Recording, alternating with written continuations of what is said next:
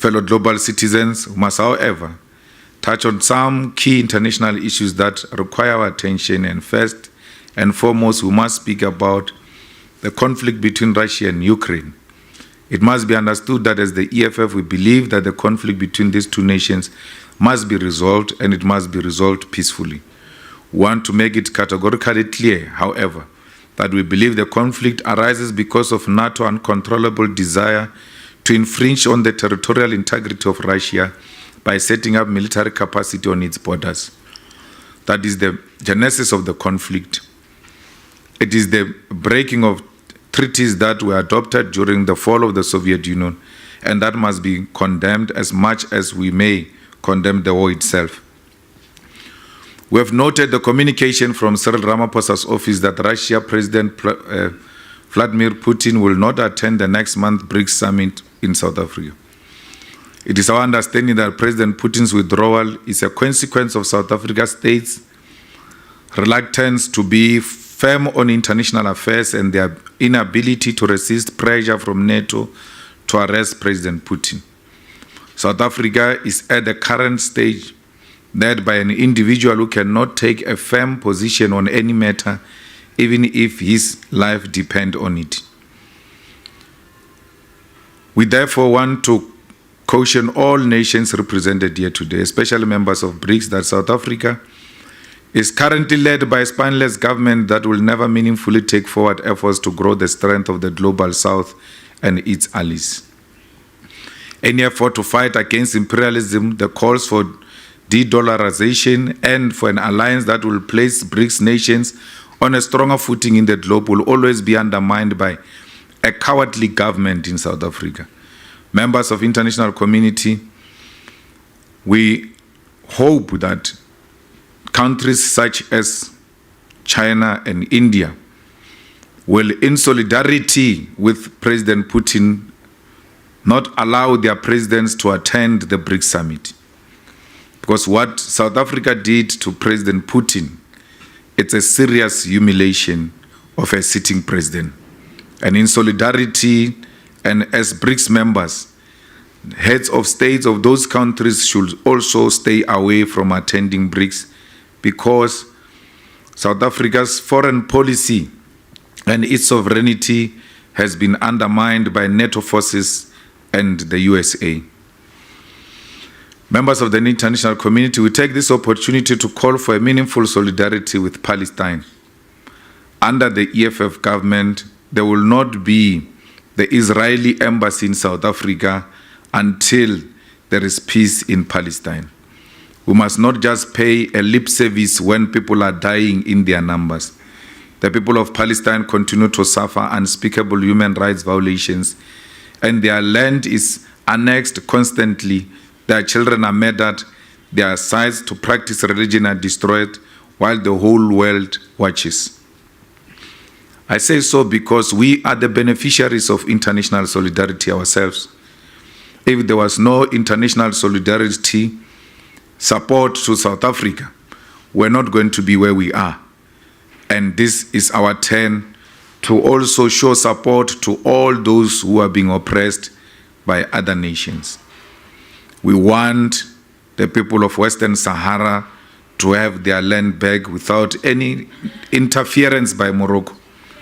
But Morocco and Western Sahara should exist as brothers and sisters and not see each other as enemies. We're asking for peace and long-lasting solution between Western Sahara and Morocco.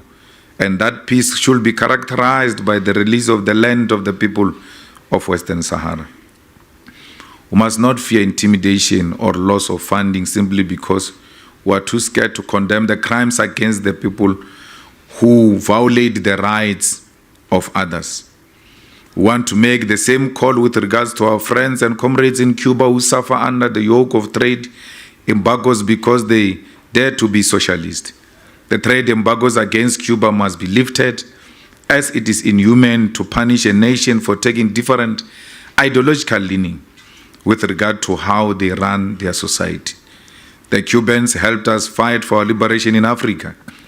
They continue to help the whole world with quality health care interventions, and they don't send soldiers to go and bombard other people's nations.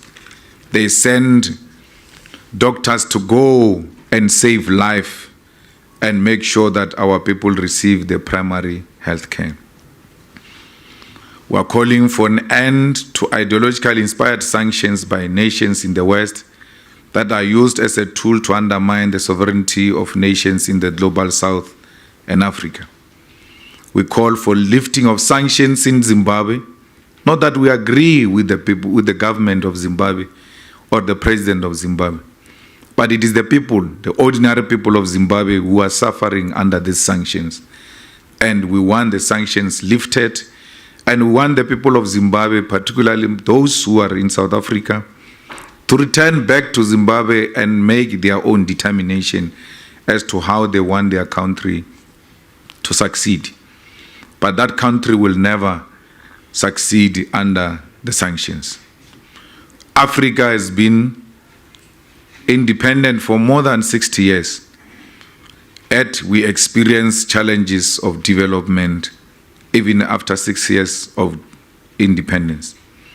The Western countries cannot live without African continent, using our fellow African brothers to destroy ourselves. We want peace in Mali and welcome the dropping of French as an official language in Mali. That is one progressive movement. Doesn't mean French cannot be spoken, but to say we have conquered the imperialists and colonizers and continue to have their languages as official languages is self-imprisonment. We call for peace in the land of Thomas Sankara of Burkina Faso, who paid the price of his own blood by the coup orchestrated by the Western. We call for peace in Sudan and reconciliation of the Sudanese people, who are tired to see the silence of the international community towards the continuous bloodshed in the eastern DRC. The Western countries supporting some neighboring countries in DRC to destabilize the eastern DRC. We shouldn't find it exciting that African countries can fight amongst themselves with ease, especially fighting around territorial expansions. Africa is one country, it's not even a continent. These borders we see and we experience here in our continent were imposed on us by the imperialists.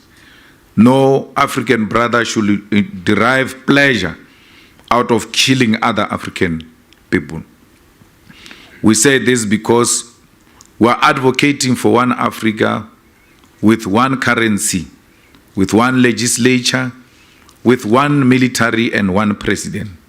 Because we believe that these small pockets of countries are the ones that make international communities undermine Africa. Just imagine one president of Russia or America calling all the presidents of all countries to their countries to be addressed by one president. We see that as belittling and undermining our continent. We believe that if we have one currency based on our mineral and natural resources, it will be one such a strong currency, and it will place Africa firmly on the international table.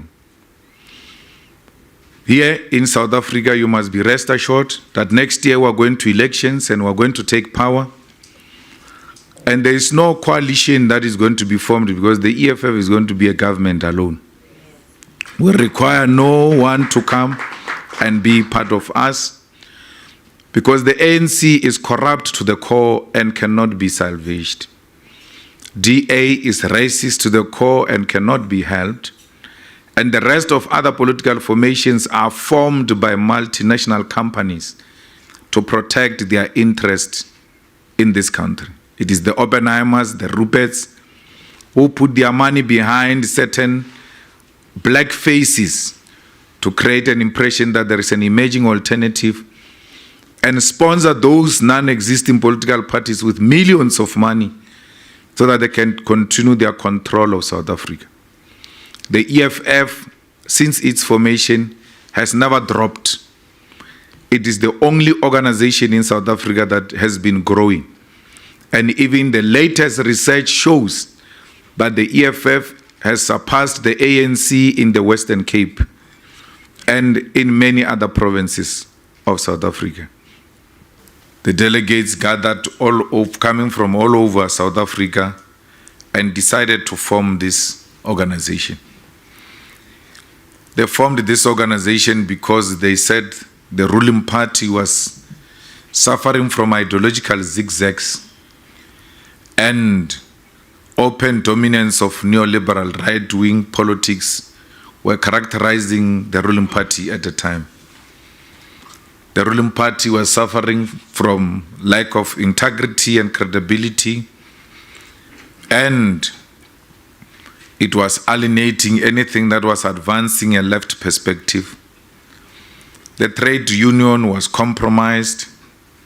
The Communist Party was compromised. The youth movement was killed. The Women's League was co-opted into the agenda of neoliberalism. South Africa at the time was characterized by a kleptocracy, where those who were aligned with the government of the day could not face prosecution for their corruption. We observed all of this and decided that we cannot sit back and allow the continuation of the deterioration of state of affairs in our country. And inspired by the Cuban 26 July movement, decided to form an organization on the 26th of July 2013 and called it the EFF. So we thought, as we celebrate its 10 years today, we must share some few moments with the international community, which gets to learn about the EFF from a hostile neoliberal media, which creates an impression that the EFF is an organization that is characterized by violence, but is not different from all other anarchist organizations, that the EFF cannot be relied upon because it is not based on anything tangible. But members of the diplomatic committee, you should know that the EFF is a Marxist, Leninist, and Fanonian organization, meaning we subscribe to the ideological and theoretical framework of these scholars and revolutionaries in terms of how we seek to forge a revolution and govern our society. We are an internationalist, radical, militant, and non-sexist and a Pan-Africanist organization, and we operate under the principle of socialism. The EFF is a leftist, anti-capitalist, anti-imperialist movement with an internationalist outlook anchored by popular grassroots formation and struggles. The EFF is the vanguard of community and worker struggles and will always be on the side of the people. As an organization, we take lessons from the notation that political power without economic emancipation is meaningless. As a result, this movement is inspired by ideals that promote the practice of organic forms of political leadership, which appreciate that political leadership at whatever level is service, not an opportunity for self-enrichment and self-gratification.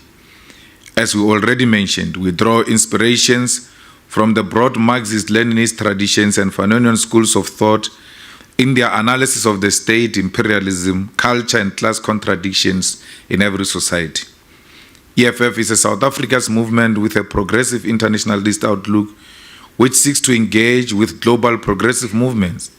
We believe that the best contribution we can make in the international struggle against global imperialism is to rid our country of imperialist domination. For the South African struggle, the EFF pillars for economic emancipation are the following: expropriation of South Africa's land without compensation for equal redistribution in use, nationalization of mines, banks, and other strategic sectors of the economy without compensation, building state and government capacity which will lead to the abolishment of tender system, free quality education, healthcare, houses, and sanitation, Massive protected industrial development to create millions of sustainable jobs, including the introduction of minimum wage in order to close the wage gap between the rich and the poor, close the apartheid wage gap, and promote rapid career path from for Africans in the workplace. Massive developments for the African economy and advocating for a move from reconciliation to justice in the entire continent. Open, accountable, corrupt-free government and society without fear of victimization by the state agencies. Over and above pillars, the EFF commits to further pillars to complement the 7. They are equally important pillars and are presented here not in order of importance and vitality, but the recognition that they are equally important.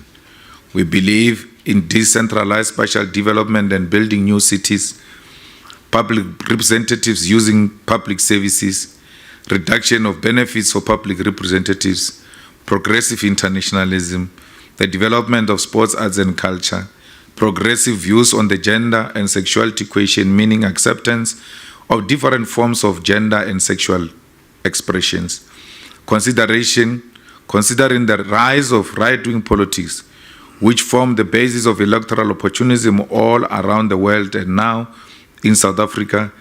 The EFF has a progressive view on the immigration question, and we believe that we are all global citizens, especially in Africa, where borders were created from colonial conquest and divisions created in the Berlin Conference of 1884.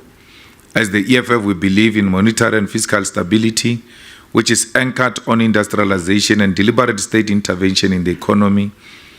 As many of you may know, South Africa is in the depth of an energy crisis, so one of the complementary pillars include prioritizing of energy, security, and the environment.